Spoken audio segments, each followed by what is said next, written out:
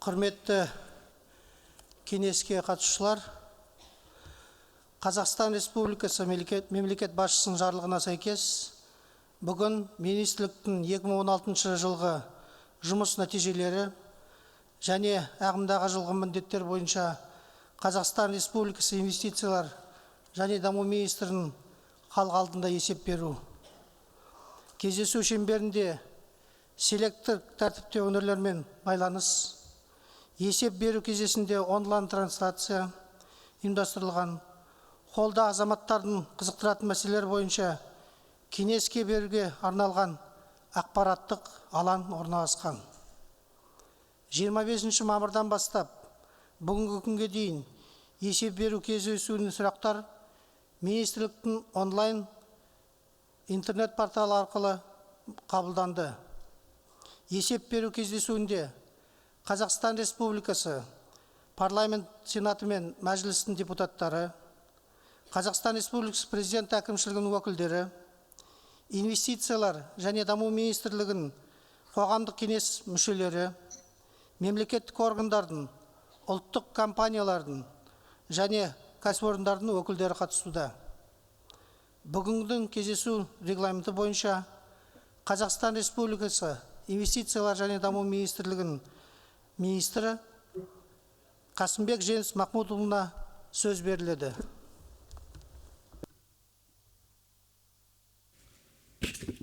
Саламатсыздар ма, құрметті әріптестер, құрметті қауым.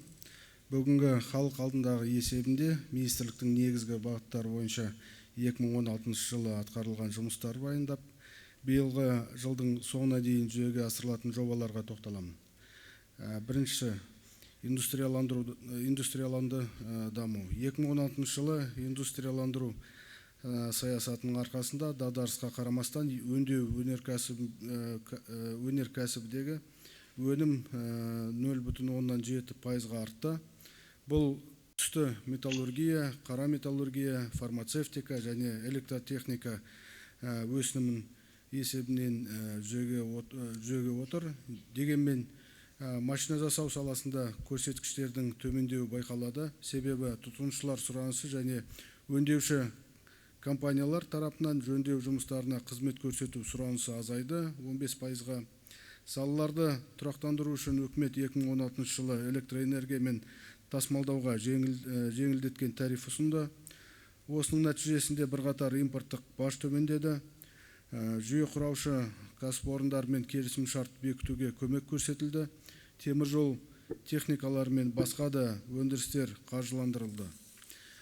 2017 жылдың 4 айдың қорытындысы бойынша өндірістік өнеркәсіп көлемі 7,1%-ға өсті. Оның ішінде тау-кен өндіру өнеркәсібі 7,8%-ға, өңдеу өнеркәсібі 6,8%-ға, түсті металлургия өсімі есебімен 7,9%-ға, қара металлургия 9,3%-ға және фармацевтика 49,7%-ға өсіп отыр. 2016 жылы индустрияландыру картасы аясында құны 878 миллиард теңге болатын 130 жоба іске қосылып, 10 мың тұрақты жұмыс орны ашылды.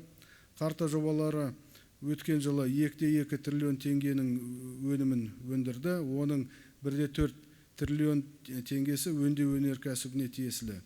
Бұл жалпы сектордың 18%-дан астамын құрайды. Биыл жалпы сомасы 700 миллиард теңге болатын 100-ден астам жоба жүзеге асырылады. Бұл жобалар арқылы тағда 10 мың тұрақты жұмыс орны ашылады. Жалпы өнеркәсіп жаңа жағдайларға теңгенің жаңа бағамына бейімделді. Биылғы жылдың қорытындысы бойынша біз өңдеу секторының өсімін 2,5-3%-ға дейін қамтамасыз етуді жоспарлап отырмыз. Құрметті әріптестер, мемлекет басшысы 3-ші жаңғыру жаһандық бәсекелестікке қабілеттілік атты Қазақстан халқына жолдауында 4-ші өнеркәсіп революциясының индустрия 4.0 элементтерін енгізу арқылы экономиканың технологиялық модернизацияны жетілдіру ерекше көңіл бөлді. Жүргізіліп жатқан индустрияландыру бағдарламасының аясында индустрия 4.0 өнеркәсіп салаларының трансформациялау үшін алдыңғы қатарлы ақпараттық коммуникациялық технологияларын кеңінен қолдау қажет. Бұл мәселелерді күрделілігін біз индустрия 4.0 технологияларының Қазақстан үшін қосымша мүмкіндіктерді әкелетін көреміз. Осының арқасында шағын ішкі нарық, теңіз сауда жолдарының қашықтығынан шыға алмау, білікті жұмыс күшінің тапшылығы сияқты объективті факторларды әсерін төмендете аламыз. Сондықтан индустрия 4.0 технологиясының элементтерін белсенді түрде енгізу мақсатында біздің министрлік өңдеу өнеркәсібі мен тау-кен секторларының жекелеген салаларының базалық индустрияландыру жобалаушылы тобын құрды. Біз мақсатты көрсеткіш өсіміне жету мүмкіндік беретін бастамалар тізімін анықтадық. Қазіргі уақытта аталмыш бастамалар бизнеспен бірге толыққанды әзірленуде. Алдымен индустрия 4.0 технологиясын түсіну мен маңызын қалыптастырып алу мәселесі тұр. Бұл үшін биыл біз индустрия 4.0 технологиясын элементтерін енгізуге өнеркәсіптің дайындығын мен ағымдағы жағдайда халықаралық тәжірибесі сәйкес талдау жүргіземіз. Бұл жұмысты білікті жоғары Франкхофер және Бизнес Свиден сияқты шетелдік серіктестермен бірігіп атқарамыз. В последующем на основе полученных результатов мы планируем определить 3-4 сектора промышленности, на которых мы будем концентрироваться в первую очередь. Для каждого сектора будет определен специфичный набор стимулирующих мер поддержки, перечень стандартов, которые будет необходимо разработать. В этом году по итогам анализа мы отберем 7-10 пилотных предприятий для внедрения передовых цифровых технологий с целью достижения демонстрационного эффекта.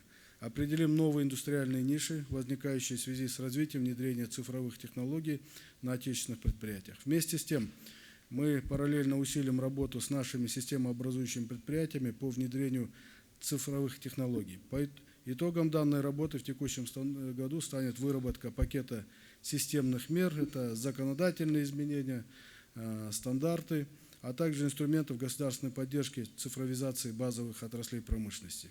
Все указанные меры будут закреплены в комплексном плане по технической модернизации базовых секторов до 2025 года. Принятие этого плана мы планируем на декабрь 2017 года. Следующим ключевым направлением является привлечение инвестиций. По итогам 2016 года валовый приток прямых инвестиций, прямых иностранных инвестиций вырос на 40%, составил 20 миллиардов 600 миллионов долларов США. Это один из рекордных показателей. Таким образом, мы достигли положительной динамики по инвестированию в экономику. Продолжается работа по совершенствованию инвестиционного климата страны в соответствии со стандартами Организации экономического сотрудничества и развития. По итогам совместной работы в феврале текущего года Совет УЭСР одобрил присоединение Казахстана к Декларации УЭСР по международным инвестициям и многонациональным предприятиям, а также вступление в Комитет по инвестициям УЭСР в качестве ассоциированного члена. Внедряется принцип одного окна для всех инвесторов. Это порядка 300 различных государственных услуг, которые пользуются высоким спросом. По итогам прошлого года мы получили более 5500 обращений и оказали порядка 8000 государственных услуг. Функционирует институт инвестиционного омбудсмена. К нему поступили более 50 новых обращений иностранных отечественных инвесторов. Мы усилили работу по привлечению инвестиций на внешнем уровне, в частности, определены специальные советники по привлечению инвестиций в 10 приоритетных странах. На региональном уровне созданы советы по привлечению инвестиций под руководством акимов областей. Сейчас по поручению главы государства идет переформатирование системы привлечения инвестиций. Здесь перед министерством стоит ряд конкретных задач. До конца июня текущего года будет разработана национальная стратегия по привлечению инвестиций. Для этой работы мы привлекали экспертов Всемирного банка. Сегодня идет согласование с государственными органами. На базе акционерного общества Казнекс Инвест создана национальная компания Казахинвест, которая будет выступать в качестве единого переговорщика со всеми инвесторами, в том числе с целевыми транснациональными компаниями и крупными инвесторами от имени правительства. До конца июня текущего года в тестовом режиме будет запущена информационно-мониторинговая система Follow-up. Для всех ответственных за работу с инвесторами будут созданы специальные виртуальные кабины. Также в сентябре текущего года будет запущено единое окно для инвесторов на базе Казахинвест. Для этого нами готовится ряд законодательных поправок для наделения нацкомпании всеми необходимыми функциями по предоставлению услуг для инвесторов. Еще одна важная задача – это улучшение инвестиционного климата в соответствии с международными стандартами. В текущем году эксперты УЭСР завершили второй обзор инвестиционной политики Казахстана. На основе рекомендаций второго обзора планируется ввести дополнение в детальный план по улучшению инвестклимата, который утвержден постановлением правительства. Это позволит Казахстану последовательно внедрять передовые стандарты стран-членов УЭСР, привлечь крупных инвесторов и транснациональные компании, что окажет позитивное влияние на международные рейтинги и инвестиционные возможности страны. Вопросы продвижения экспорта. Казахстан экспортирует более 1000 товарных позиций в 123 страны. За 2016 год экспорт в обрабатывающей промышленности составил 12,9 миллиардов долларов США. Произошло некоторое снижение в ряде отраслей, таких как химия, минеральные продукты, но я хотел бы здесь оговориться, что это снижение произошло из-за падения мировых цен. Например, меди мы экспортировали больше на 48 тысяч тонн в прошлом году по сравнению с 2015 годом. Это на 13% больше в натуральном выражении. Однако в деньгах экспортная выручка снизилась на 95 миллионов долларов.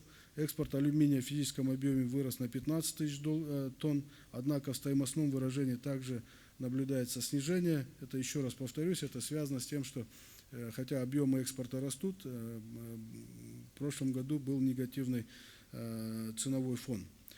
В этой связи была усилена работа по содействию нашим экспортерам путем реализации договоренностей по выходу на рынки России, Китая, Ирана, Турции и стран Европейского Союза, организация торговых миссий, финансирование экспортных сделок, возмещение затрат. В результате увеличением экспорта готовой продукции, такой как электротехника, готовые металлические изделия. Например, готовые металлические изделия выросли на 26%, электротехника на 12%. Для усиления данной работы в текущем году создан и функционирует Национальный совет по экспорту при правительстве Республики Казахстан, а также на базе Казэкспортгаранта создана специализированная национальная компания «Казахэкспорт». В целом считаем, что 2017 год станет годом восстановления роста обработанного экспорта. Инновации. Продолжается работа в инновационной сфере. Так, в 2016 году заключено 66 договоров о предоставлении инновационных грантов на общую сумму 1,9 миллиардов тенге. Проведен анализ уровня технологической готовности 765 предприятий, определены 12 наиболее приоритетных ключевых технологий. Обеспечивается реализация 15 проектов по трансферу технологий, научно-исследовательских, опытно-конструкторских разработок. По 85 технологическим запросам и предложениям оказаны услуги международных центров трансфера технологий. В 2016 году при содействии Международного центра трансфера технологий начали реализацию 15 проектов по трансферу зарубежных технологий в Казахстан. По результатам отбора 4 проектам выданы инновационные гранты на общую сумму 800 миллионов тенге. В 2017 году в рамках реализации послания главы государства мы планируем реализовать 2 пилотных проекта данного центра. В сфере технического регулирования метрологии. В 2016 году Министерством разработан проект закона о стандартизации, который направлен на создание диалоговой площадки для бизнеса и государства, принятие стандартов на основе консенсуса путем вовлечения в этот процесс производителей, принятие механизмов, направленных на продвижение интересов, повышение конкурентоспособности отечественной продукции и другое. Утверждено 40 технических регламентов ЕС, из которых 35 вступили в силу. В соответствии с планом по стандартизации разработано 747 национальных стандартов. Также сегодня Казахстан ведет секретариат 6 международных межгосударственных технических комитетов по стандартизации. Кроме того, Казахстан один из первых среди стран Среднеазиатского региона доказал соответствие 58 измерительных данных международным стандартам. Это масса, твердость, температура, время, частота, длина и многое другое. Тогда как по сравнению на 2014 год это было 29 данных. Это позволило признать казахстанские результаты измерений и обеспечить их прослеживаемость на международном уровне. Геология недропользования. По поручению главы государства в 2016 году Министерством разработан проект Кодекса о недрах и недропользовании, который в настоящее время находится на рассмотрении в рабочей группе, и до конца текущего года мы планируем в августе с этим законопроектом войти в правительство, в сентябре законопроект передать на рассмотрение в Маджлис парламента. В рамках проекта кодекса предусматривается переход на международные стандарты по подсчету запасов полезных ископаемых, так называемый КРИСКО. Принятие кодекса в целом повысит инвестиционную привлекательность геологоразведки, даст толчок в развитии отечественных юниорских компаний и привлечении дополнительных инвестиций, благоприятно повлияет на социально-экономическую ситуацию в стране. Мы планируем, что данный кодекс должен вступить в действие с 1 января 2018 года.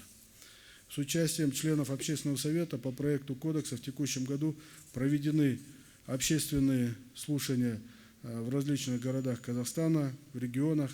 На слушаниях освещены основные концептуальные нововведения, предусмотренные проектом кодекса. Заслушаны мнения представителей общественности, получены соответствующие рекомендации, по которым в настоящее время ведется доработка проекта. Транзитно-транспортный потенциал. В 2016 году объем услуг в сфере транспорта вырос на 3,8%. В международном рейтинге эффективности логистики Казахстан поднялся с 88 на 77 место. Это лучший показатель среди стран СНГ. Транзитные контейнерные перевозки в направлении Китай-Европа-Китай выросли в 2 раза, составили 104,5 тысячи контейнеров. В 2015 году показатель равнялся 47 тысячам контейнеров. В октябре прошлого года завершено строительство инфраструктурных объектов сухого порта в СЭС-Харгос, Восточные ворота. Кроме того, ведется работа по развитию транспортно-логистических центров в регионах Казахстана, строительство терминалов в морских сухих портах Ляньюнгань, Бандарабас, Клайпеда. По поручению главы государства продолжается работа по увеличению контейнерных перевозок к 2020 году до 2 миллионов контейнеров. Так, в 2017 году ожидается дальнейшее увеличение количества контейнеров в 2 раза. Из них по направлению Китай-Европа-Китай мы видим уже по первым 3-4 месяцам рост почти в 2,6 раз.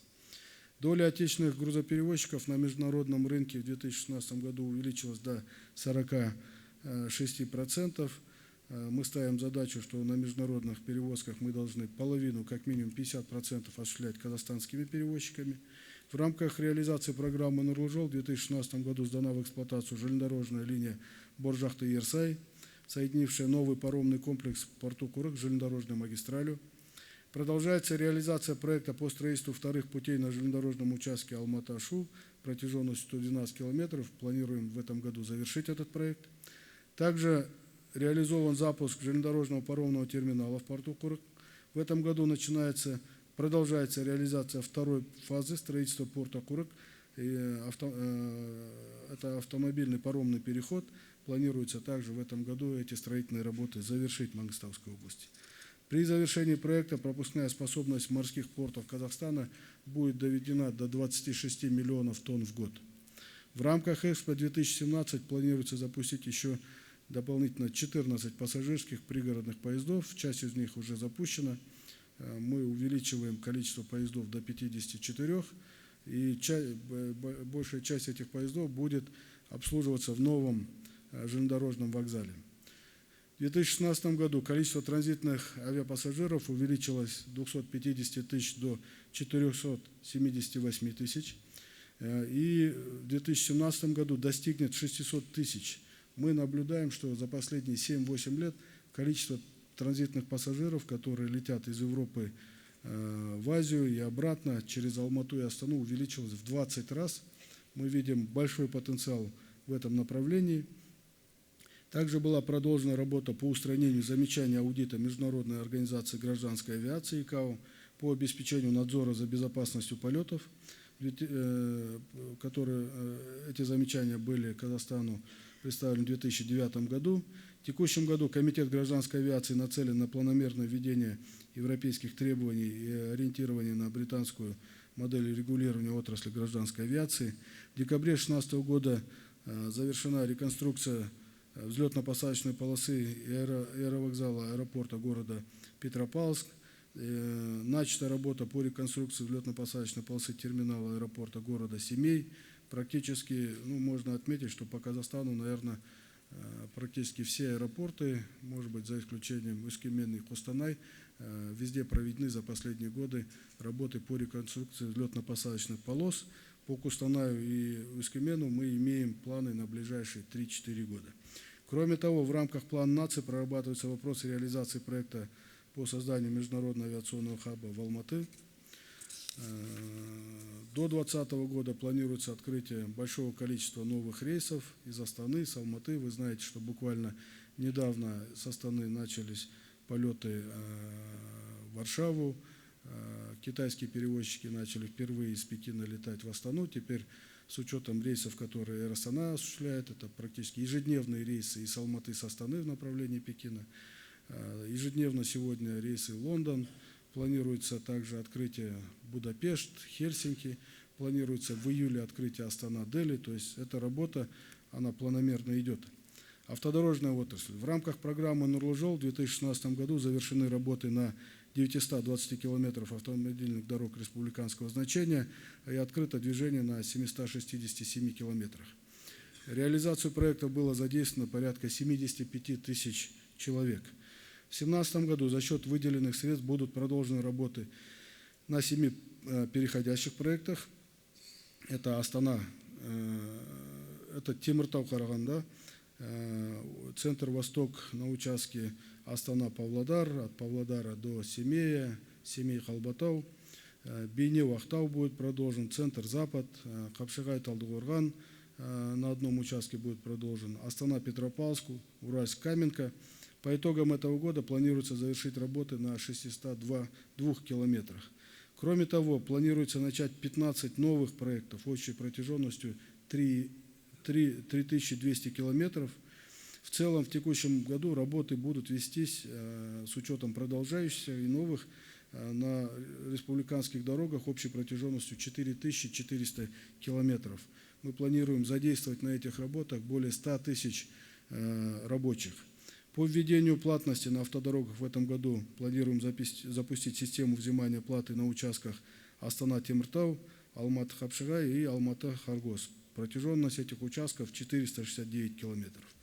В рамках работы по улучшению придорожного сервиса планируется запустить 50 объектов сервиса, модернизировать 800 действующих объектов на соответствие национальным требованиям, стандартам, которые были приняты 1,5 года назад. Развитие строительства и жилищно-коммунального хозяйства. Это направление министерству было передано в начале 2017 года. В 2016 году индекс физического объема общей площади ввода жилья составил 118%. Введено было 10,5 миллионов квадратных метров жилья, это порядка 900 тысяч жилищ.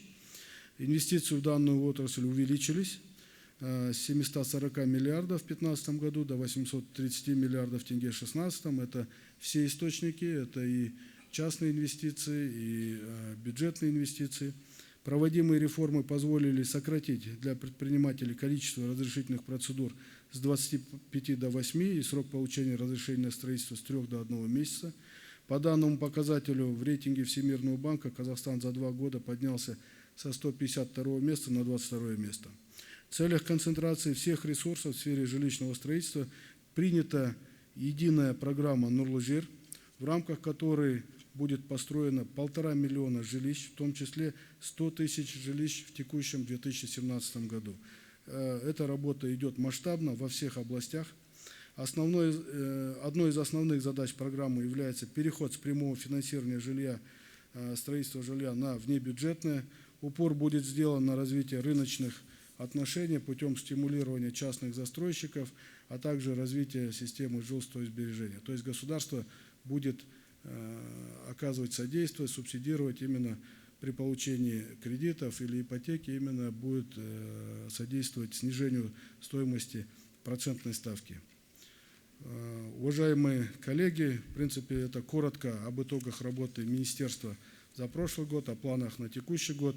Далее я готов ответить на ваши вопросы, поэтому, если вы не против, предлагаю перейти к вопросам и ответам. Рахмет. Енді құрметті қатысушылар, сұрақ жауапқа көшейік. Сіздердің барлық сұрақтарыңызды тыңдап, оған жауап беру үшін мынандай регламентті ұсынамын сіздерге. Өңірден бір сұрақ, онлайн трансляциядан бір сұрақ және залдан сұрақ кезегін берсек. Қойылған сұрақтарды қайталамауды сұраймын. Өңірдегі сұрақтан бастайық. Алматы қаласын қосыңыз. Алматы қаласы, сіз байланыстасыз. Сіздің сұрағыңыз. Здравствуйте. Нурлан Адилхан, ТО «Бирби АПК», тепличный комплекс, 12 гектаров, Алмата, индустриальная зона. У меня один вопрос по индустриальной зоне. Спрос на сегодняшний день на размещение производства от предпринимателей на территории индустриальной зоны очень огромный. На сегодняшний день нет четкого механизма деятельности индустриальных зон, законодательно не определен их статус. Также отсутствует законодательство регулирования частных индустриальных зон. Скажите, пожалуйста, какие меры принимаются, чтобы упорядочить ситуацию в индустриальными зонами? Спасибо. Спасибо большое за вопрос. Очень правильный вопрос. Буквально 2 недели назад мы в правительстве рассматривали вопрос развития специальных экономических зон и индустриальных зон. В Казахстане 10 специальных экономических зон и более 20 индустриальных зон. Есть и частные индустриальные зоны. Суть создания индустриальных зон была в том, чтобы привлекать предпринимателей, бизнес на эти зоны,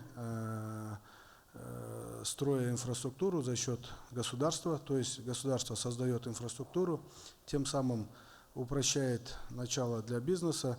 Но сегодня есть ряд проблем, которые, по нашему мнению, мешают дальнейшему развитию этих самых зон. Это, как вы отметили, отсутствие законодательного регулирования деятельности этих зон. Сегодня в предпринимательском кодексе существует только сам термин «индустриальная зона», но законодательной регламентации деятельности этого вида бизнеса сегодня нету, поэтому мы вышли с предложением в правительство, проводили в течение 2 месяцев селекторные совещания со всеми областями, с участием СЭЗов, ИЗов, и выработали пакет рекомендаций по внесению изменений в закон. 2 недели назад в правительстве наше предложение поддержали. Мы разработали концепцию законопроекта, планируем внести кардинальные изменения в этот процесс. Более того, мы внесли предложение, что стратегию и политику развития индустриальных зон – это будет уже ответственность нашего министерства. Раньше часть этой работы была в Министерстве национальной экономики, часть у нас, поэтому были определенные сложности, и бюджетное финансирование шло из различных источников. Поэтому мы хотим сейчас этот процесс упорядочить и соответствующие изменения в закон подготовили. Мы надеемся, что до конца этого года сможем войти в парламент с этими предложениями. Спасибо. Рахмет. Екінші сұрақ министрдің интернет порталына келіп түскен сұрақ бойынша Жұманбай Мұрат оқуыңызды сұраймын. Райхан Әкімжанқызы деген интернет пайдаланушылардан келген сұрақ. Мамыр айындағы мерекеде Шымкенттегі туыстарыма қыдырып барып келдім. Оңтүстікке баратын пойыздарда орын болмады. Билетті 2 апта бұрын сатып алуға тура келді. 10 маусымда халықаралық Экспо 2017 көрмесі ашылды. Бұқаралық ақпарат құралдарының хабарлауынша, көрмеге халықтың басым көпшілігі аймақтардан келеді екен. Пойыздарда орын тіпті тапшы болады деп ойлаймын. Сіз басқарып отырған министрлік бұл мәселені қалай шешпек? Рахмет, өте орынды сұрақ. Біздің жоспарымыз бойынша экспоға келетін аймақтардан, Қазақстанның өңірлерден келетін азаматтардың саны 1,8 миллион адам болады. Оның көбісі, жартысынан көбі пойызбен келетін болады Астанаға. Сондықтан біз Астанаға өңірлерден баратын пойыздардың санын 2 есе көбейттік. Қыста ол 27 пойыз болса, бүгінгі күні 54 пойыз. Соның ішінде Шымкентке баратын 2 пойыз бар, жаңадан қосылған.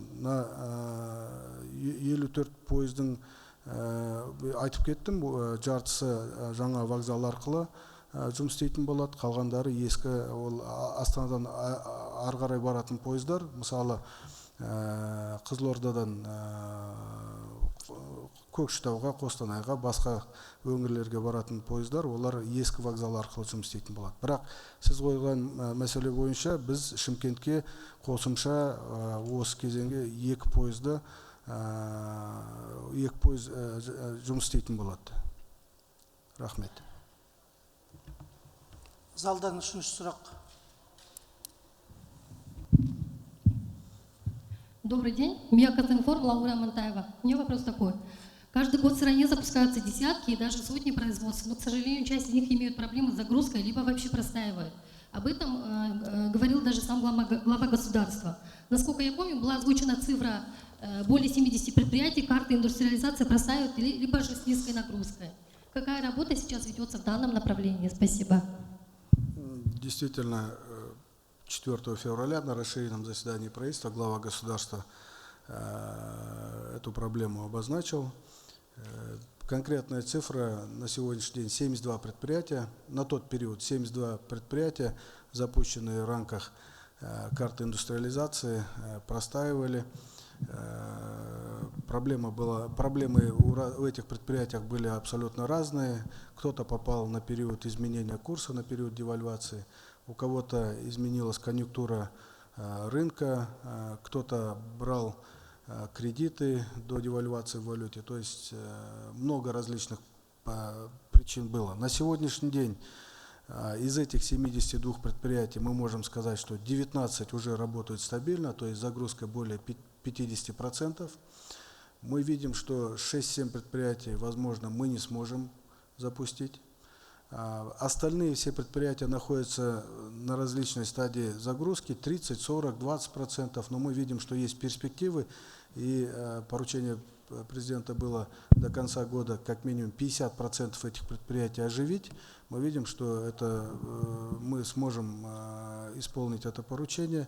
Более того, мы подписали трехсторонние соглашения с регионами, с акиматами, с самими хозяевами этих предприятий и оказываем существенную поддержку, стараемся эти предприятия по новой обеспечить стабильную работу этих предприятий.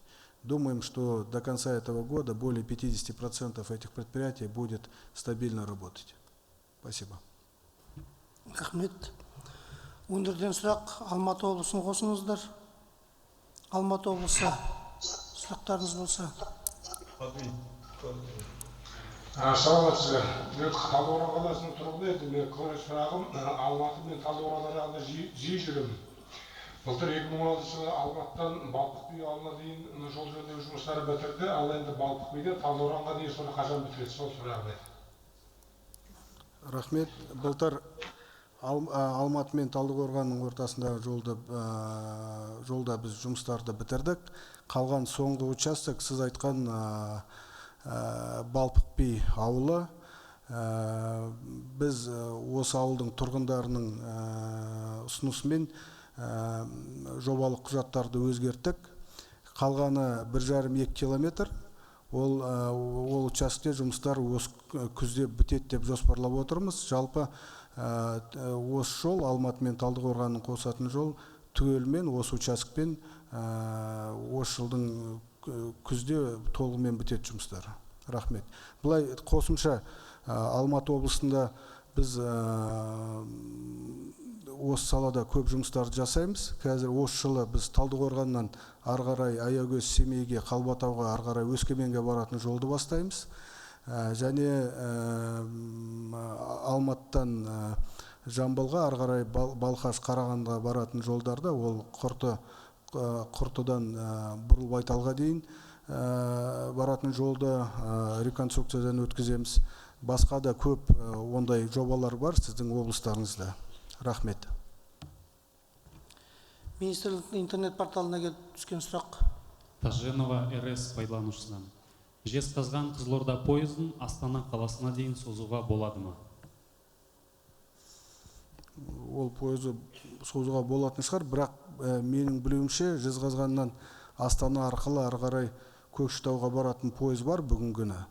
Осы сіз айтқан пойыз бойынша мен онда теміржолдың басшыларына осы сұрақты, солардың алдына осы сұрақты қоямын.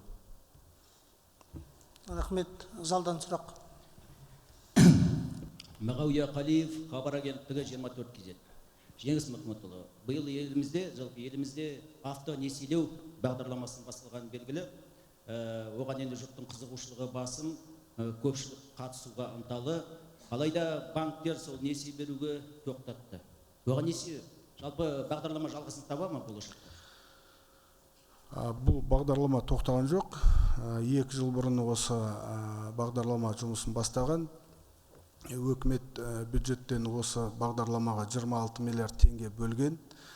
Осы бағдарлама арқылы 9 мыңнан астам Қазақстанның азаматтары жаңадан көлік алған.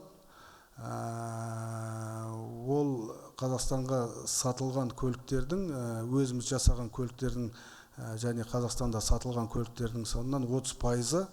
Енді ол кредиттер 5-7 жылға берілген. Енді ол ақша қайтадан банктерге 1-2 жылдың ішінде қайтады. Ол кредит банктерге 20 жылға өкіметтен берілген. Сондықтан бұл бағдарлама тоқтаған жоқ, 20 жыл жұмыс істейтін болады.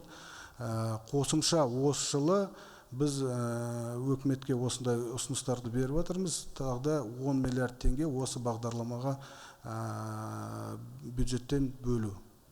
Рахмет. Өңірден сұрақ. Ақмола облысынан қосыңыз. Ақмола облысы, сұрағыңыз болса. Салам. Меня зовут Кабильная Гульболхановна, я индивидуальный предприниматель. У меня такой вопрос. Расскажите, пожалуйста, о планах министерства по внедрению платных автомобильных дорог. И еще один вопрос, который меня интересует. Каким образом вы планируете развивать придорожный сервис на автомобильных дорогах республиканского значения? Спасибо. Два вопроса, которые достаточно часто задают, и именно задают жители Акмолинской области, потому что, наверное, первый участок платной дороги именно на Кокшетау, на Дощучинское. Дорога себя оправдывает. Во-первых, собираемость достаточно высокая, и этих денег достаточно для того, чтобы без бюджетной нагрузки содержать эту дорогу. Даже с учетом того, что произошло изменение курса, тариф остался тот же, фактически примерно 1 тенге за километр для легковых автомобилей. Мы видим, что этот проект удался, поэтому мы начинаем работу по внедрению платности на других участках. В целом, в рамках программы Нурлжол мы планируем на 7000 километрах ввести платность. В этом году я в выступлении говорил, на 3 участках мы планируем до конца года этот процесс завершить. Это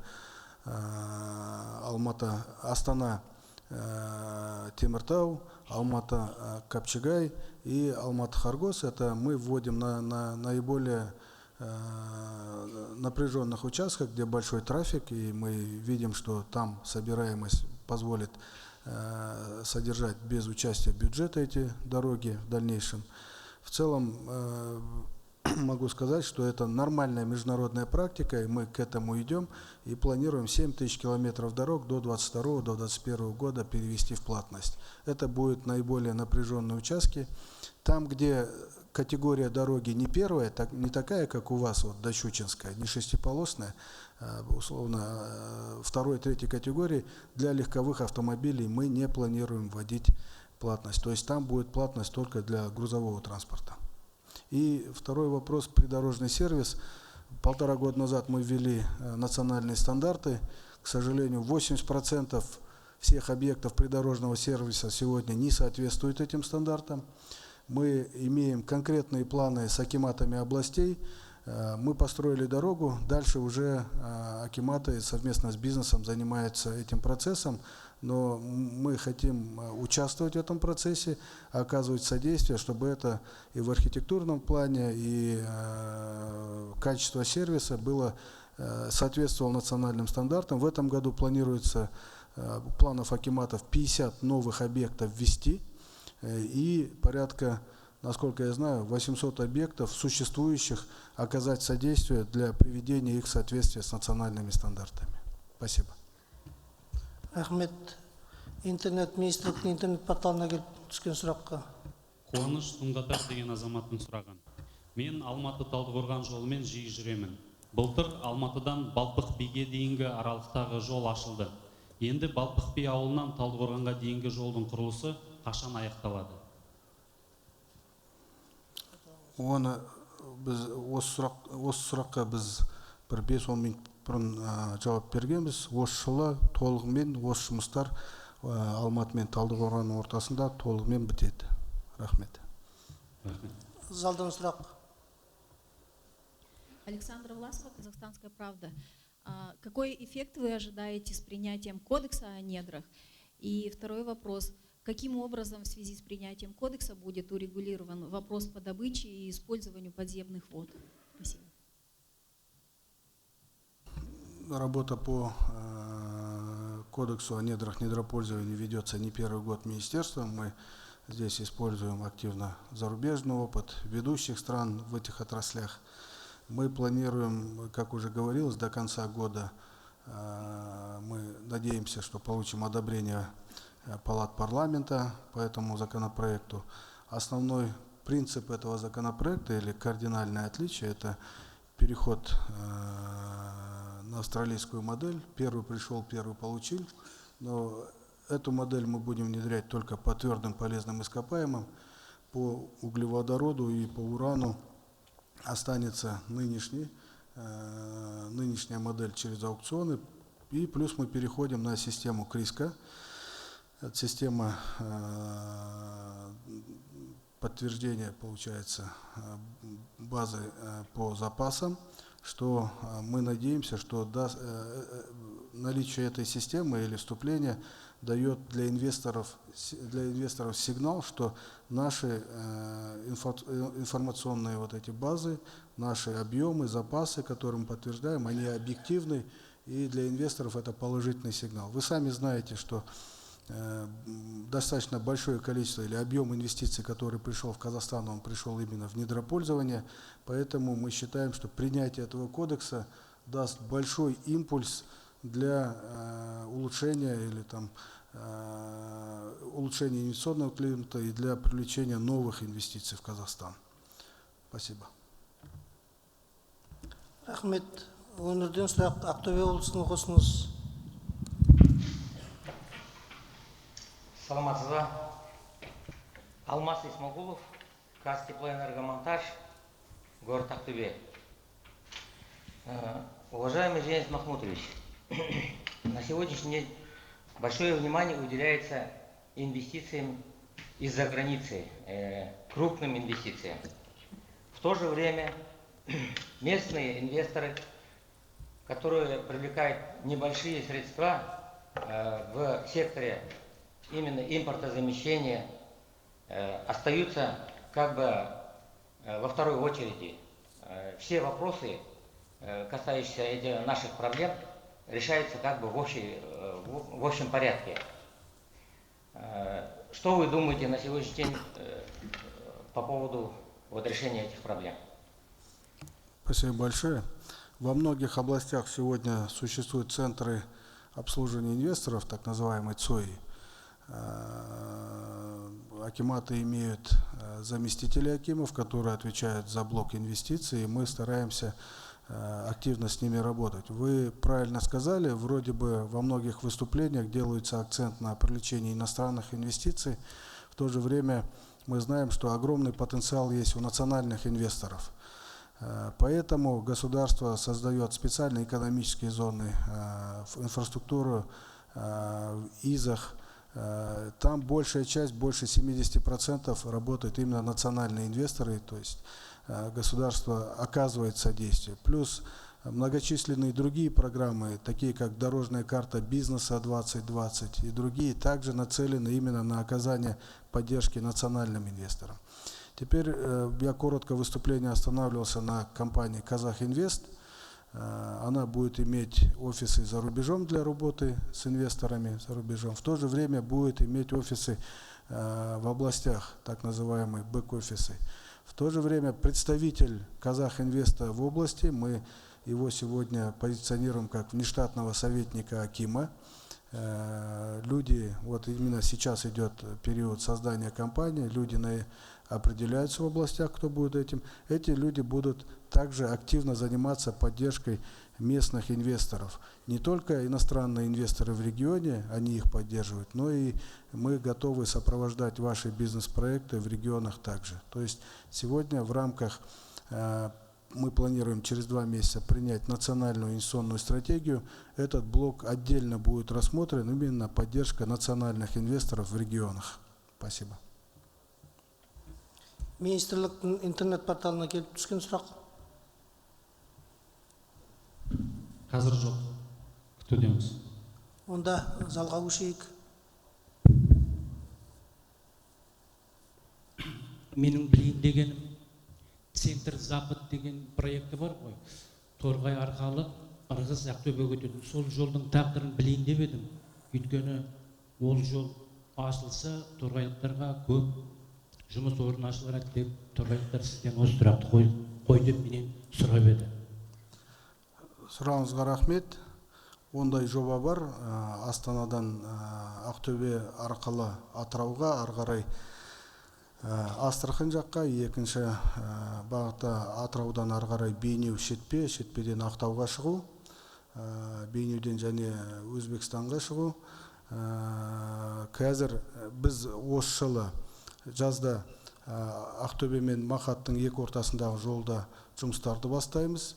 1-2 айдың ішінде Мақаттан ары қарай Атырауға баратын жолы, ары қарай Астраханьға баратын жолы. Бірақ осы жылдың бюджетінде, келесі жылдың бюджетінде Ақтөбеден Торғайға, Ырғызға баратын жолға қаражат бөлінген жоқ. Сондықтан келе жатқан 2 жылдың ішінде осы жолды біз бастамаймыз. Рахмет. Өнерден сұрақ. Атырау облысын қосыңыз. Атырау облысы. Сұрақтарыңыз бар ма? Атырау облысы. Саламатсыз ба? Атырау тұрғыны. Сұрағым Қазақстан Республикасының инвестициялар және даму министрі Қасымбек Жеңіс Махметұлына. Шығарылған өнімдер экспортқа бағытталған болуы шарт. Бұл бүгінгі күннің өзекті мәселесі. Бірақ жасыратын жоқ, Қазақстан әртүрлі құрылыс материалдарын шетелден импорттап отыр. Ал өз кезегінде Қазақстан құрылыс материалдарын шетелге экспорттап жатыр ма? Рахмет. Сұрағыңызға рахмет. Жалпы осы жылы құрылыс секторының өсуін біз байқап отырмыз. Бірінші кварталда құрылыс секторының өсімі 6-7% болды. Сол құрылыс материалдарды жасау секторында, өңдеуде ол өсу солайда 7% бүгінгі күні. Енді өзімізде Қазақстанда үй салғанда, многоэтажный үй болғанда 70-80% өзіміздің материалдарымыз бүгін. Жекеменшік үйде 90%-дан асады. Енді шетелге ол шыға ма жоқ па? Шығады. Бүгінгі күні гипсокартон, бояулар, битумда ондай товарлар бізде көп деп санаймыз. Жыл сайын ол товарлардың көлемі өсіп жатыр. Болашақта орталық Азияда біз осы салада дамып шетелге шығаратын үлкен құрылыс жасайтын мемлекеттің бірі болып деп жоспарлап отырмыз. Рахмет. Рахмет. Министрліктің интернет-порталына келіп түскен сұрақ. Қазірде жоқ. Онда залға берейік сөзді. Миаказинформ, у меня еще один вопрос. В последнее время участились случаи, когда строительные компании, уклоняясь от соблюдения требований норм закона РК о долевом участии в жилищном строительстве, привлекают денежные средства граждан путем создания жилищных строительных кооперативов. И вопрос такой, какие меры будут предприняты вашим министерством для пресечения данных фактов? Спасибо. Спасибо. Вопрос такой действительно есть. Вы помните, когда ситуация 8-9 год был, были кризисы с ипотечниками, были кризисы с дольщиками. Значительно произошло ужесточение норм закона в части обеспечения гарантий по завершению строительства. И тогда правительство постаралось внести изменения в закон, которые бы гарантировали дольщикам или ипотечникам качество и завершение строительства. Таких примеров сегодня немного, но они есть. В Астане есть такой жилой комплекс, в частности. И понимая, что строители и застройщики все-таки каждый раз находят различные методы, каким образом обойти законодательные ограничения по долевому строительству, мы сейчас готовим новый пакет изменений в законодательство о жилищном строительстве, который должно обеспечить гарантии граждан Казахстана в этом секторе. Спасибо. Мы готовим изменения в закон. Мы этот вопрос знаем, им занимаемся. Өнерден сұрақ, Шығыс Қазақстан облысын. Сұрағыңыз болса.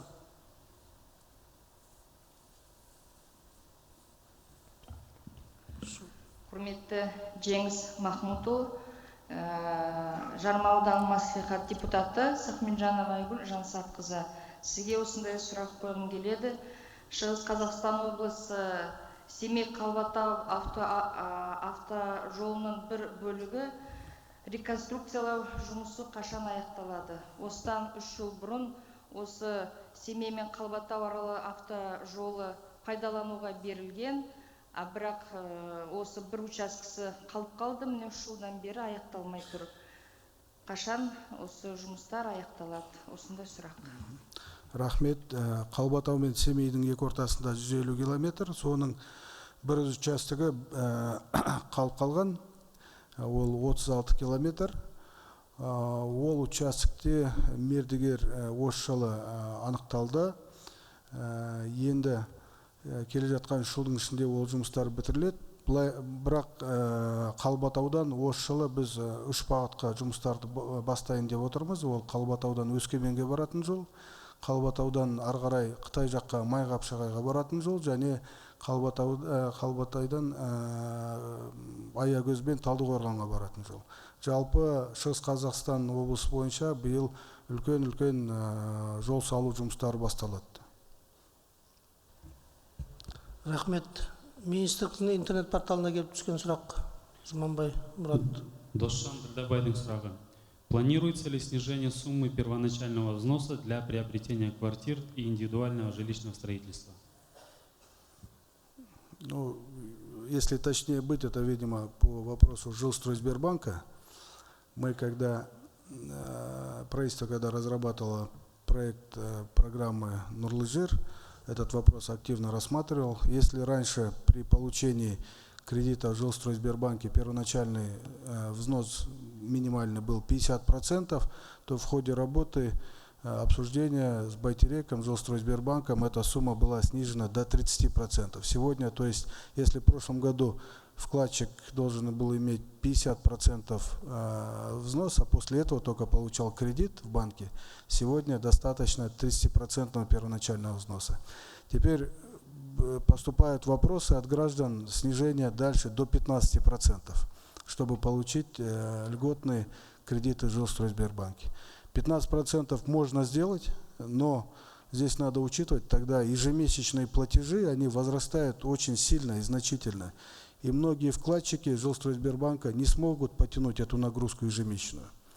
Исходя из этого, мы сегодня остановились на цифре 30%. Считаем, что это правильная цифра, объективная.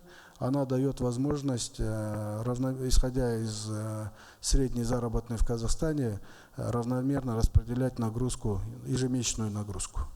Спасибо. Вопрос из зала, пожалуйста. Здравствуйте, портал Рати, Ленар Бекбасова. Скажите, пожалуйста, вот Комитет гражданской авиации заявлял об открытии неба Европы, однако компания СКАТ вынуждена была отменить рейсы по причине запрета Международной ассоциации воздушного транспорта. Скажите, пожалуйста, почему так произошло и стоит ли ожидать все-таки возобновления, возможности вылетов, в кавычках, да, открытия неба Европы? Второй вопрос касается, вот несколько раз сегодня задавали вопрос о завершении ремонта трассы Алматы-Талдыкурган, и вот в частности участка Балпык-Би-Талдыкурган. Я не помню, чтобы так долго ремонтировали вот этот участок, который ведет к Талдыкургану. За последние годы, это больше 5 лет идет этот ремонт, там всего 17 километров. Скажите, пожалуйста, почему так долго идет этот ремонт, сколько денег непосредственно на этот участок заложено, и почему эти 17 километров нужно ремонтировать до конца года или там, до конца осени, это же ведь очень долго. И вот последний вопрос. Сейчас, секундочку. Как получается, что компания «Кадорстрой», по деятельности которой расследуется несколько уголовных дел, это Уральск и взятки в СКО, которая находится в так называемом черном списке нацкомпании «Казавтожол» как недобросовестный поставщик госуслуг Актаубине, которой возникают постоянные претензии из-за качества выполняемых ее работ. Это автотрасса Алматы и Копчега имеется в виду. Тем не менее, эта компания постоянно выигрывает в государственных тендерах вашего министерства и подчиненных вам организаций. Лично вас, как министра, такая не слишком положительная репутация этой компании не сильно волнует? Или вы стали заложниками административного ресурса истинного владельца этой компании, экс-министра финансов и госдоходов Зинулы Какимжанова? Спасибо. Анара, спасибо большое за ваши вопросы. Как всегда, очень интересные, острые вопросы. Первый вопрос был по гражданской авиации, да? Вот мы заявили в прошлом году, что мы вышли из черного списка.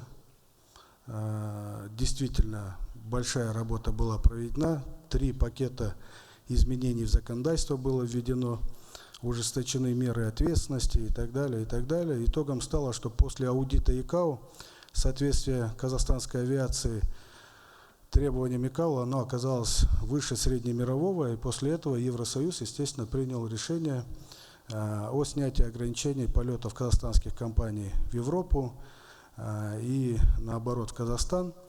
Я читал вашу статью по поводу вот, рейса, по-моему, Болгария, да, вы говорите? Да. Этим вопросом мы будем заниматься. Это речь идет о СКАТе, и это не требование ИКАО, это речь идет о другой организации, организации ИАТА. Она не занимается вопросами безопасности. Готов подробно дать вам до конца этого дня письменный ответ на этот вопрос, но могу сказать, что яркие примеры, то, что мы смогли в этом году, в период ограничений мы не могли увеличивать рейсы, ни количество рейсов в Европу, ни географию маршрутов. Сегодня мы увеличили количество, например, в Лондон, он ежедневно Air Astana летает, то есть нету британской авиации никаких к нам вопросов. Мы говорим, что сейчас открываются новые рейсы европейских компаний в Казахстан, да?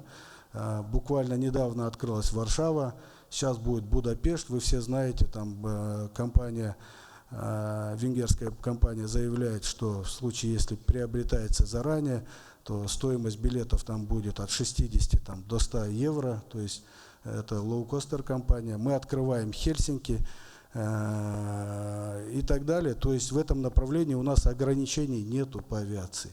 Открываются новые маршруты, увеличиваются частоты и из Алматы, и Астаны, из других городов в направлении Европы. Следующий вопрос по Балпык-Би. Насколько я знаю, там был проблемный подрядчик, с этим подрядчиком. После этого я в выступлении говорил, не в выступлении, в ответе говорил, что по просьбе жителей были внесены технические изменения в сам проект, произошло уширение этой дороги, потому что дорога проходит через населенный пункт.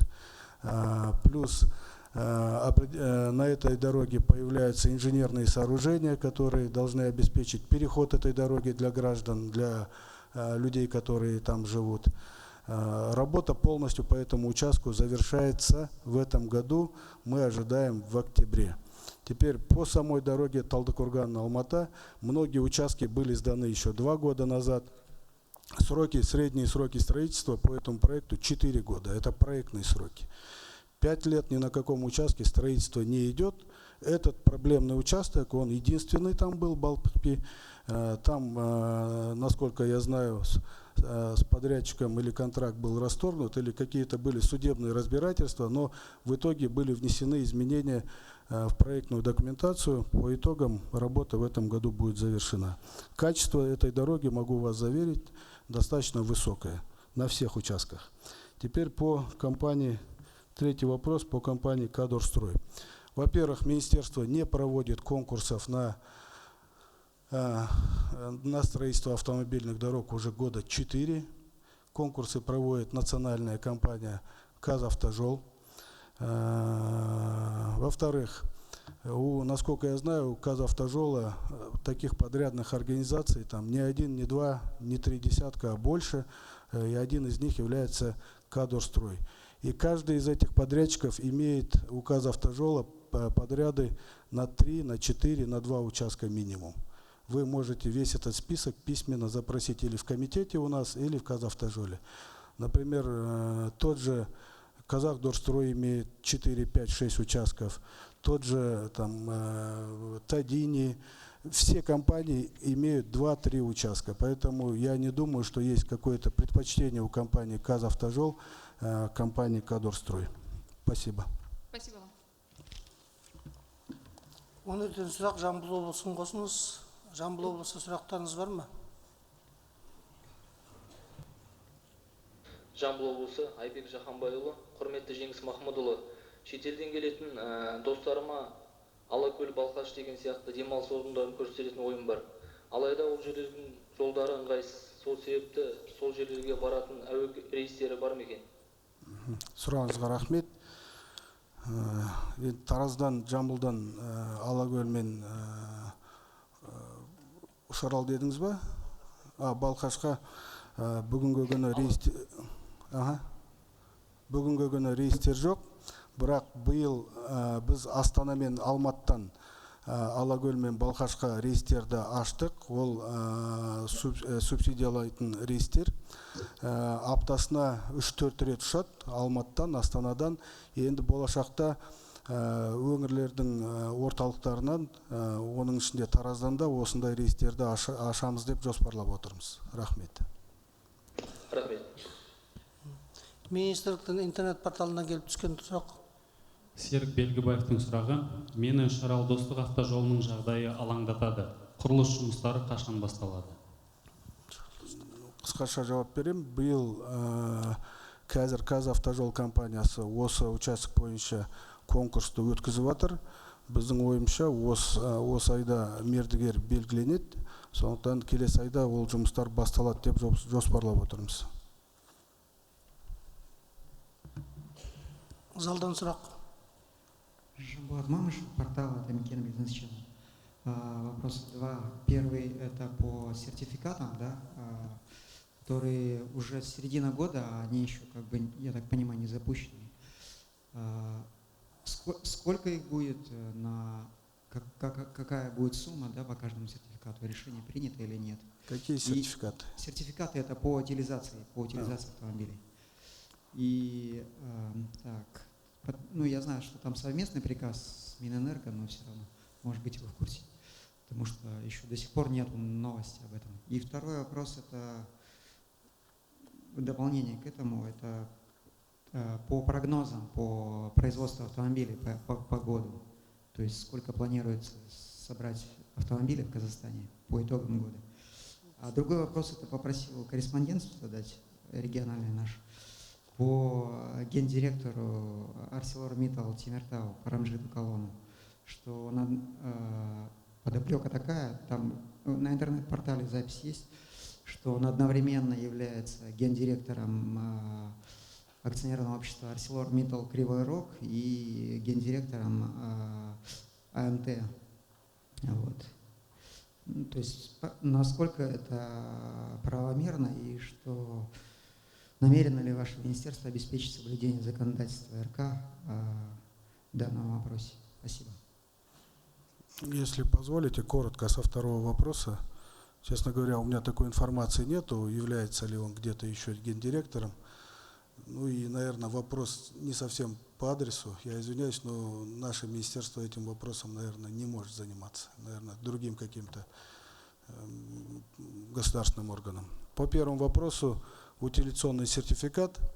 Сегодня вот действующий режим такой: если вы сегодня сдаете автомобиль на утилизацию, вы получаете порядка 150 тысяч тенге на руки живыми деньгами. Теперь мы совместно с Министерством энергетики, в этом вопросе уполномоченным органом является Министерство энергетики, так как вопрос связан с экологией, приняли совместное решение, что в этом году запускается утилизационный сертификат. Этот инструмент направлен на то, чтобы стимулировать граждан утилизировать старые нерабочие автомобили, плюс стимулировать автомобилестроение в Казахстане. Если вы утилизируете автомобиль и хотите получить не деньгами, а сертификатом, то стоимость этого сертификата в 2 раза больше, чем если бы вы получили живыми деньгами. То есть не 150 тысяч, а там в районе, по-моему, 250-300 тысяч тенге. Этот сертификат вы можете использовать при покупке автомобиля казахстанского производства у казахстанских производителей. То есть это в среднем, если учитывать стоимость тех машин, которые выпускаются в Казахстане, это примерно получается 6-7-8% от стоимости автомобиля. Это достаточно, я думаю, серьезная поддержка и для автопрома, и для самих граждан, которые хотят утилизировать старый транспорт и приобрести новый. Спасибо. Мы надеемся, что буквально в течение ближайших месяцев запустится этот инструмент. Кезек Батыс Қазақстан облысына беріледі. Саламатсыз ба? Дүйсалиев Серік Фазылұлы, Орал қаласының тұрғынымын. Мен Сайқын елді мекенінде тұратын ата-анама үнемі барып тұрамын. Әсіресе қыс мезгілінде Оралдан ауа райына байланысты ауылға жету өте қиын. Жолаушылар пойыздары жүрмейді. Сайқыннан Ресей пойыздары өтеді, бірақ олар тоқтамайды. Сізден Сайқынды облыс орталықтарына қосатын жолаушы пойызын ұйымдастыру сұраймын. Рахмет. Рахмет, бұл мәселе белгілі, көптен көтеріліп жатыр. Біз қазір Ресей тарапымен өзіміздің әріптестерімізден көлік министрлігімен осы мәселе бойынша келісім сөздерді өткізіп жатырмыз. Біздің ойымызша біз келе жатқан осы жаздың ішінде келісімге келеміз, және келесі жылдың 1 қаңтарынан бастап жаңа пойызды, Атыраудан Оралға баратын пойызды ашамыз. Ол Ресей темір жолымен баратын болады, және Сайқынмен Жәнібекте тоқтайтын болады ол пойыз. Сосын былтыр осындай жиналыста мен Батыс Қазақстан облысының тұрғындарына Астанадан, Алматыдан тікелей Ресей арқылы баратын пойыз туралы уәде бергенбіз. Былтыр біз ол келісімге Ресей тарапымен қол қойдық, және өткен аптада бізде парламент арқылы ол заң ратификациядан, келісім ол ратификациядан өтті. Ресей тарапында ол келісім ол да парламентте, біздің ойымызша осы айдың ішінде жұмыстары бәрімен толығымен бітеді. Сондықтан келесі айдың 1 күнінен бастап Астанадан және Алматыдан Оралға тікелей тоқтамай баратын пойыздар жұмыстарын бастайды деп жоспарлап отырмыз. Рахмет. Рахмет. Министрліктің интернет порталына келіп түскен сұрақ. Сұрақ жоқ қазір. Онда залдыға көшейік. Залдан сұрақ. Еще один вопрос. Казахстанская правда, Александра Власова. Расскажите, пожалуйста, каким образом, кто и как в Казахстане контролирует качество детских игрушек? Потому что этот вопрос очень многих волнует. У нас есть комитет стандартизации метрологии, комитет, который утверждает стандарты, в том числе, насколько я понимаю, и по качеству ввозимых в Казахстан игрушек, производимых в Казахстане игрушек. Но могу сказать, что буквально недавно,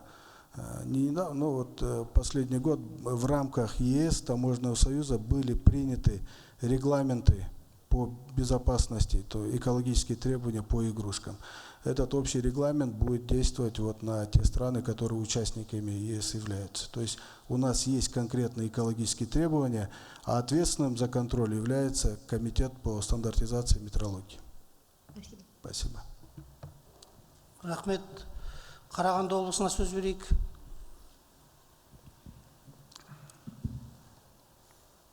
Алло, здравствуйте. Это вас Слушаю. Я бы хотел, как бы сказать, живу в Караганде, вот, хотел бы присоединиться к центральному теплоснабжению, но в связи с износом теплосетей этот вопрос не решается. Скажите, будет ли что-то делаться по поводу этого вопроса? Спасибо. Вопрос тоже известный. Вообще в Карагандинской области достаточно высокий износ инфраструктуры, именно ЖКХ, в том числе теплосетей. Насколько я знаю, мы имеем предложение от Акимата области. Есть проект общей стоимостью почти 20 миллиардов тенге. Акимат пытался года 2 работать с международными финансовыми институтами. Насколько я не знаю точно, как далеко эти переговоры продвинулись, но сегодня мы имеем предложение от Акимата области рассмотреть возможность финансирования из Центрального республиканского бюджета. Мы готовы рассмотреть эту заявку, готовы оказать содействие, понимая, что были прецеденты в прошлом году и в Темиртау, и в Караганде. Мы готовы вынести на Республиканскую бюджетную комиссию на 2018, 2019, 2020 годы, рассмотреть в рамках своего бюджета. Спасибо. Министрліктің интернет порталына келіп түскен сұрақ. Қазір келмеді. Онда залға көшейік.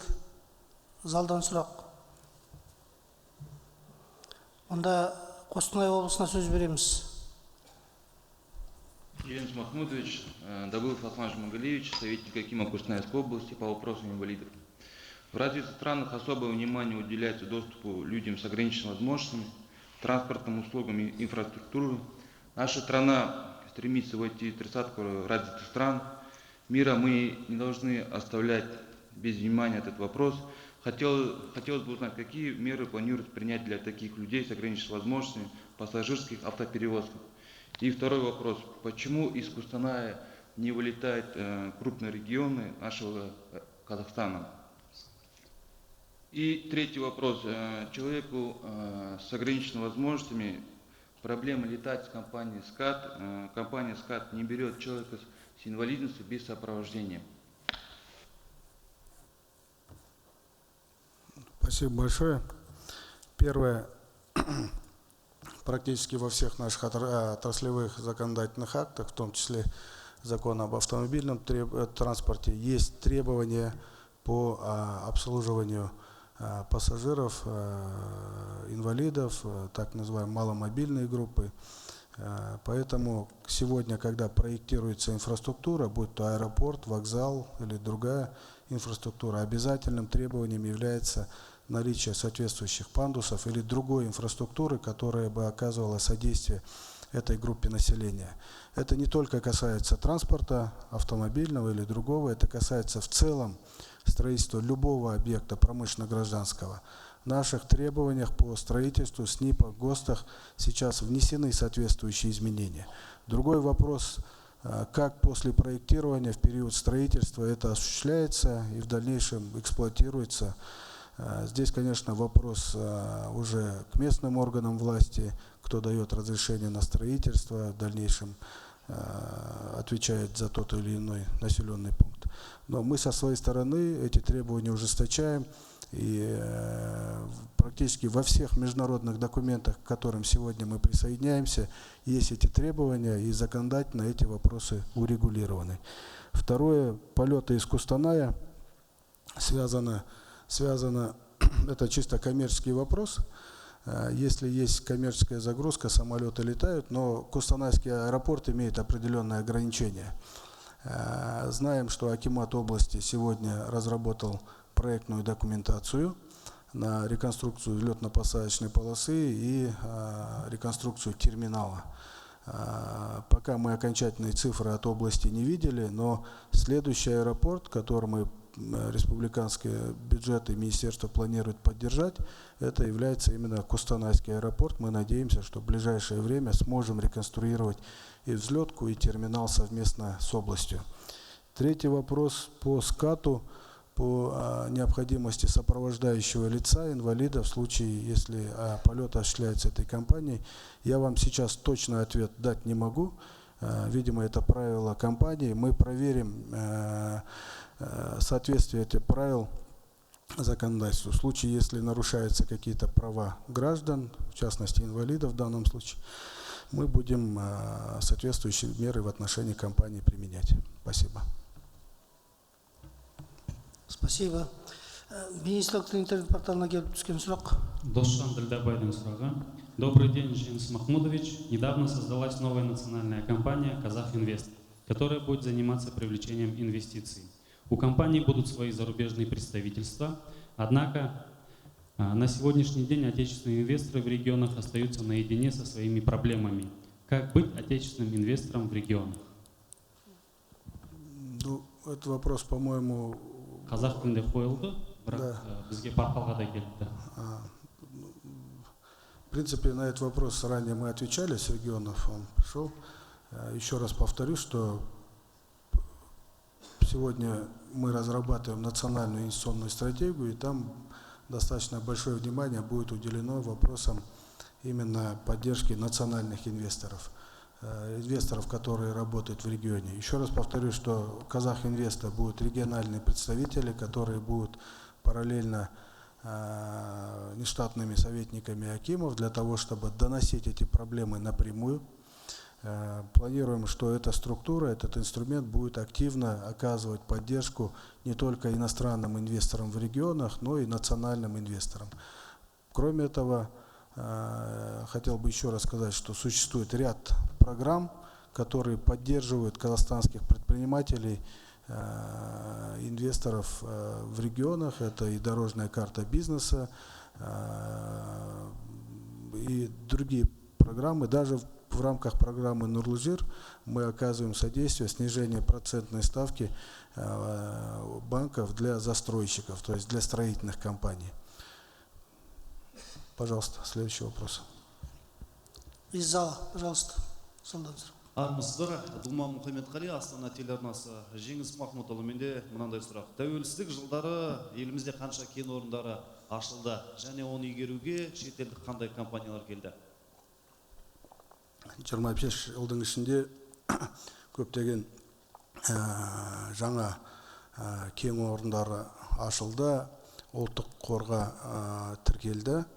Бұл айтқанда 250-ден астам осындай учаскелер пайда болды. Соңғы 25 жылдың ішінде оның жартысынан көп шығар, ол мұнай мен газ, қалғандары алтын, мыс, полиметалдар, басқалар да бар.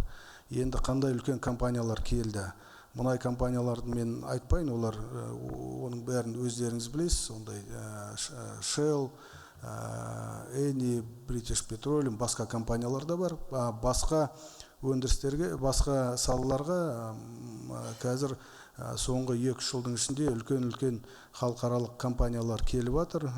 Бір-екеуін айтып кетейін, ол Rio Tinto компаниясы, ол әлемдегі ең үздік компаниялардың бірі, геологияда, недропользованияда ең үздік компаниялардың бірі. Австралиядан Илюка компаниясы, Кариос ол оңтүстік Кореяның компаниялары, ондай компаниялар қазір көп деп санаймыз.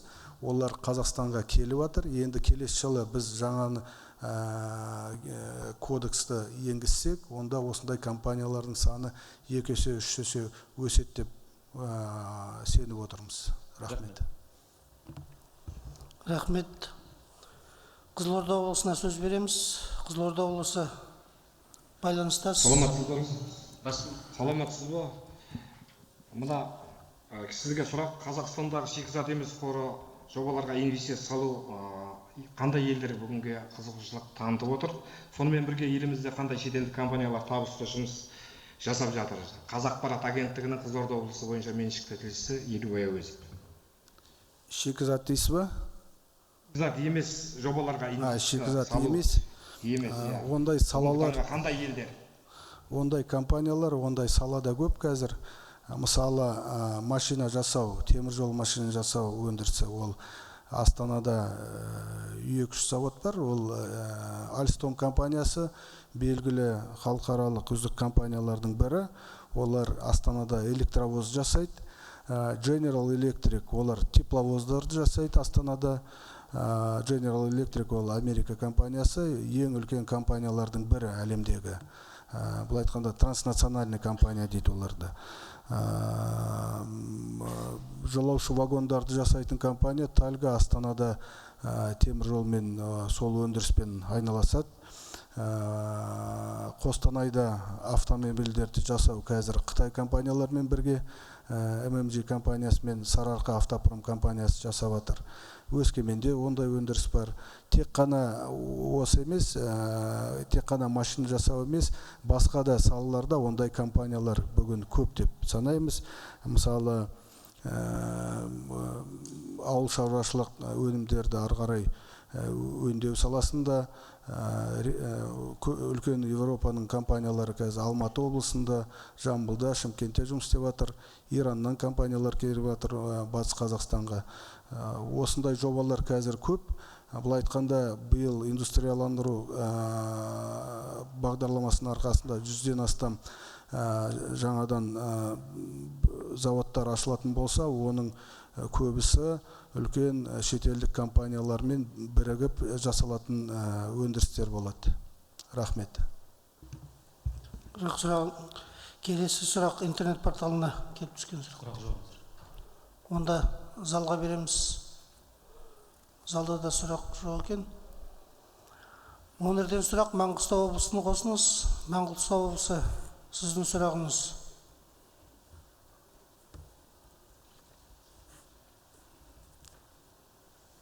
Маңғыстау облысына сұрақ бар ма екен?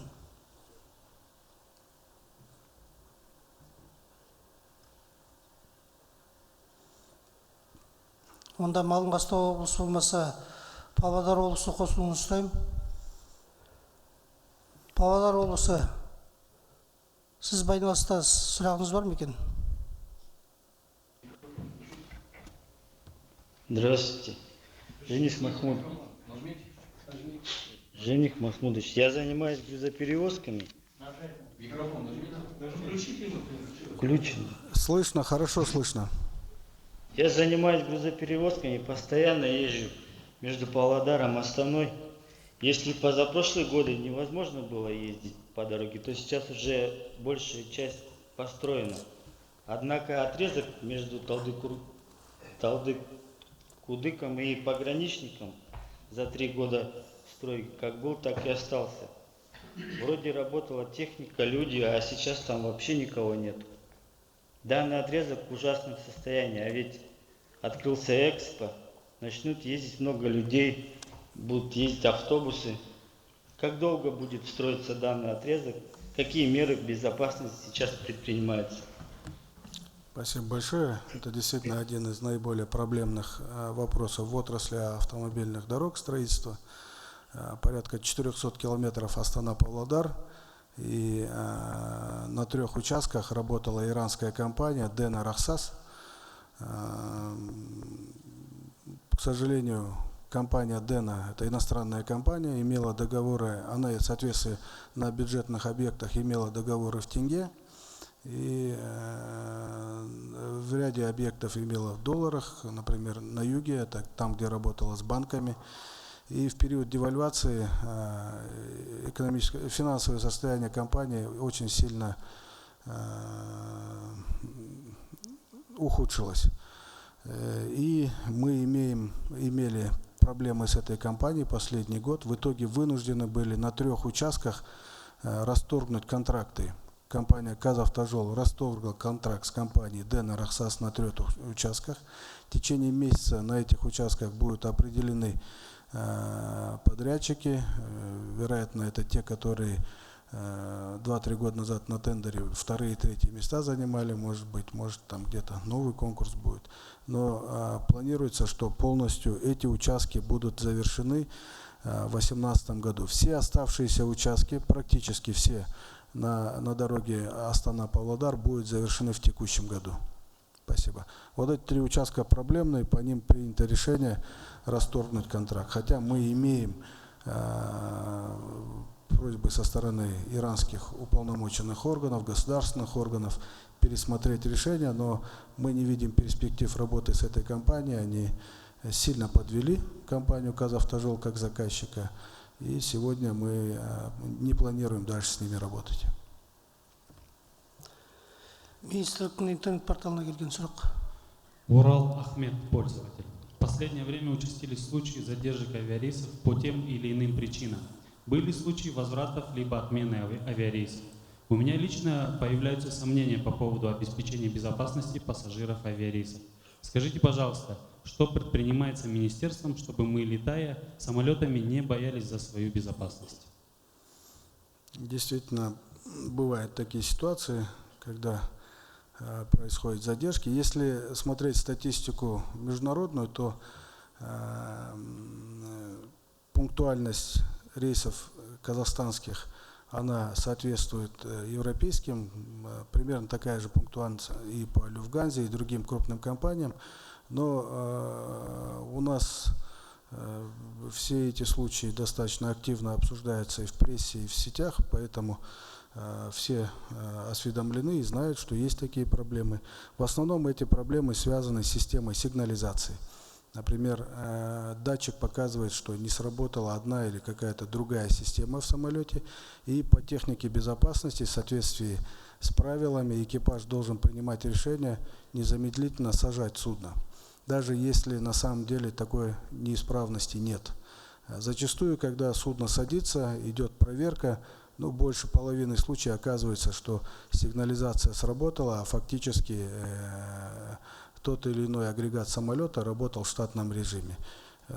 Но требования по безопасности такие, что самолет должен осуществлять эту посадку. Здесь по каждому случаю министерство создает комиссии, приказом комиссии выезжают на место, осматривают. В случае, если действительно были дефекты, компаниям предписывается устранить эти дефекты. Мы каждый этот вопрос держим на особом контроле.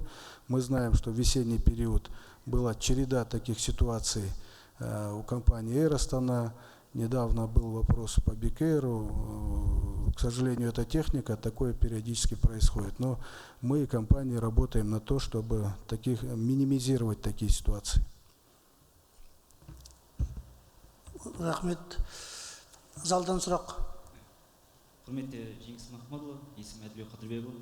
Сұрағым құрылымдық бөлімшесіне құрылымына байланысты министрлік құрылымында геология және жер қойнауын пайдалану комитеті бар. Соның қаншалықты министрлікте болуы дұрыстығы, энергетика министрлігінде болу керек деп есептейміз осы.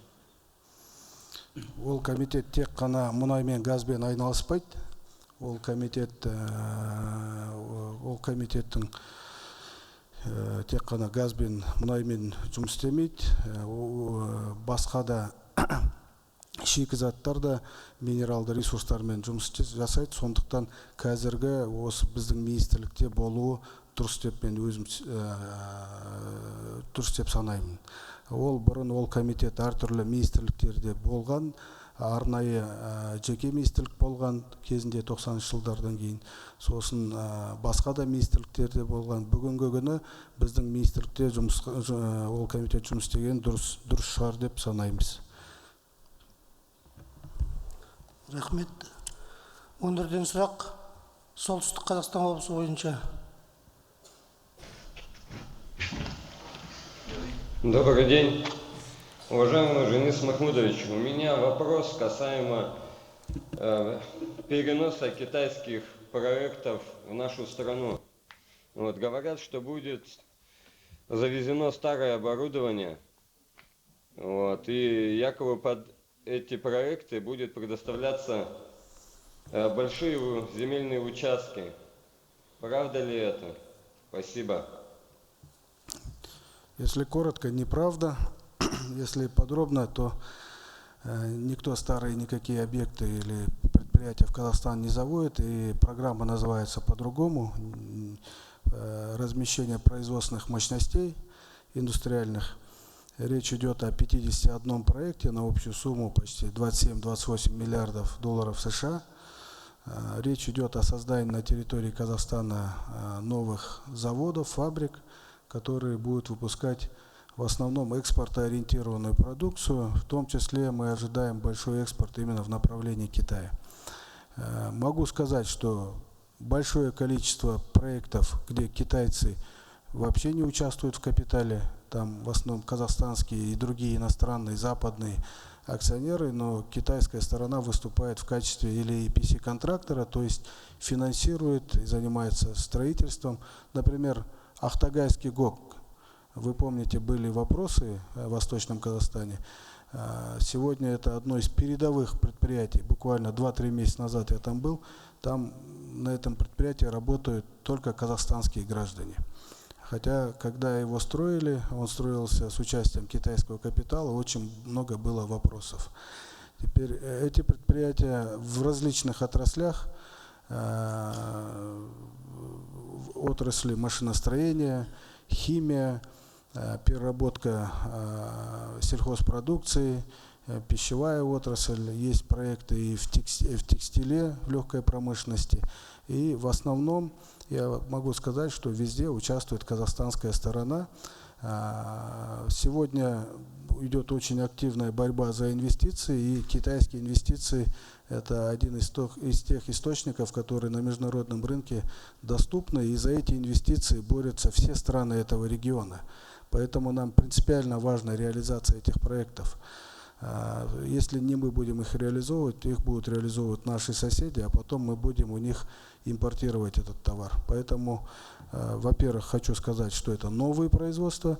Во-вторых, речь не идет о том, что здесь трудовые ресурсы будут оставаться. Речь идет о том, что на новых предприятиях будут работать, уверен, что более 90% казахстанские граждане. И третье – это экспортоориентированные, нужные для Казахстана предприятия. Спасибо. Залдан сұрақ. Да, снова Ратель, спасибо. Вот сегодня вы сообщили новость о советниках по привлечению инвестиций, внештатные советники. Скажите, пожалуйста, кто будет работать вот этими внештатными советниками? По каким критериям будут руководствоваться руководители при выборе вот таких внештатных советников?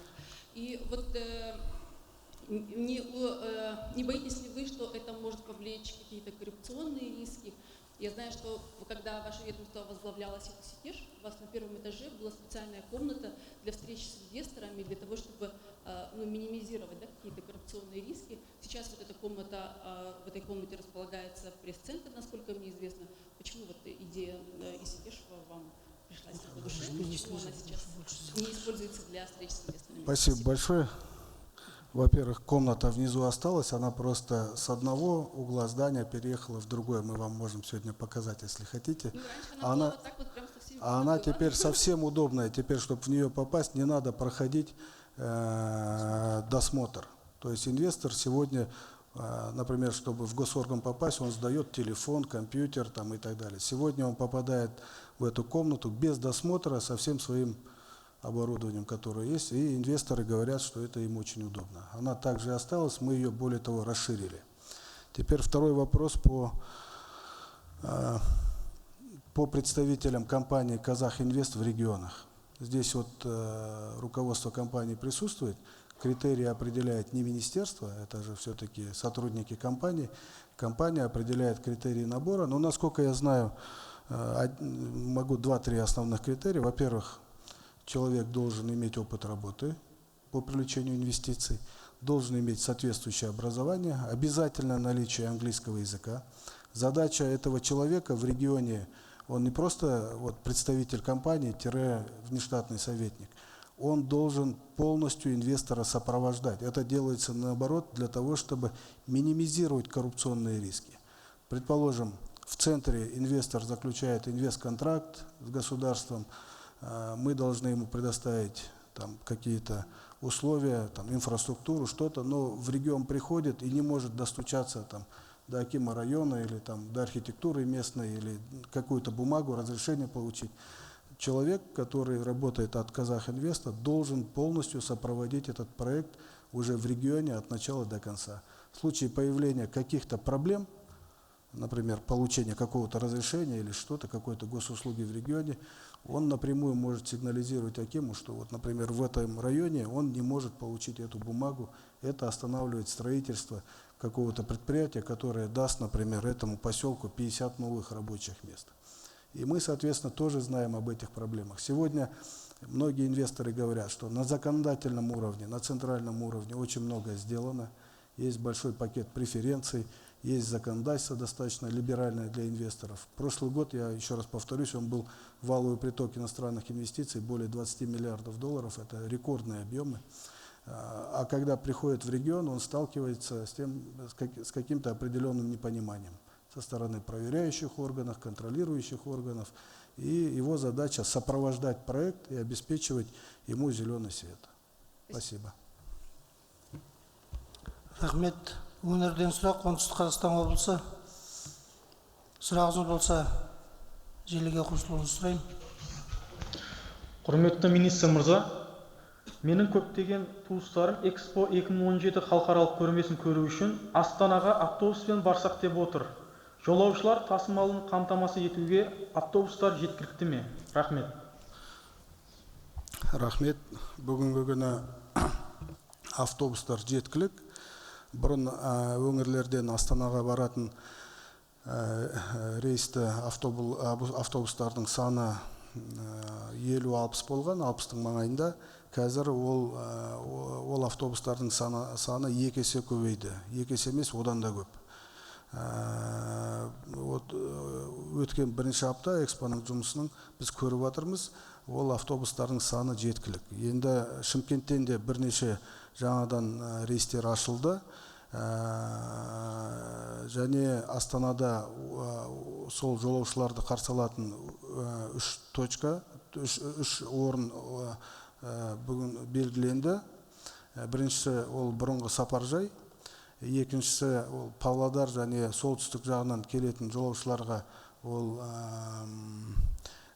Павлодарға шығатын жолдың бойында сондай бекет Шанхай жақта, Шанхай базары ма, сауда орталығының қасында сондай автостанция ашылды. Және Шымкент жақтан, Жамбыл жақтан, Қарағанды жақтан, Алматы жақтан келетін жолаушыларға ол Қарағандыға баратын жолдың бойында метро сауда орталығының қасында, Кең дала сауда орталығының қасында осындай автобустарға тұрақ орналастырылған. Рахмет. Рахмет. Енді біздер кездесуіміз сағат жарымнан асты. Өңірлердің бәрі сұрақтарыңыз берді. Сол себептен бір онлайн сұрақ бар. Онлайн сұрақ болса жауап берейік, содан осы кездесуімізді қысқартсақ деген ұсыныс бар. Вопрос пользователя Нурсерик Жилбарыс. У меня такой вопрос. В каком объеме проводятся геолого-разведочные работы? Насколько правильное мнение о том, что разведочные работы в большом объеме проводились лишь в советские времена, а в настоящее время разведочные работы проводятся только частными предприятиями? Сегодня действительно основные инвестиции в геологоразведку идут со стороны частных компаний.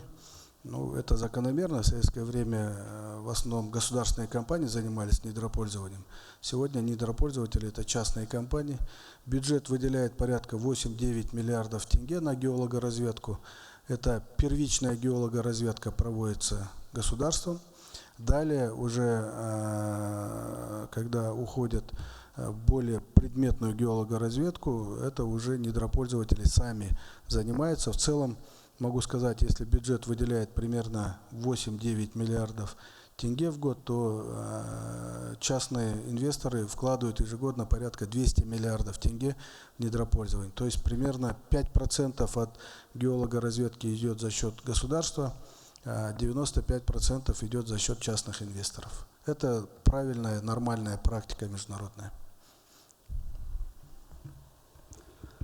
Құрметті кеңеске қатысушылар, осы кездесуімізді жауап деп жариялауға рұқсат етіңіздер. Бәріңізге қатысқан үшін рахмет. Сау саламатта болыңыздар. Рахмет, сау болыңыздар.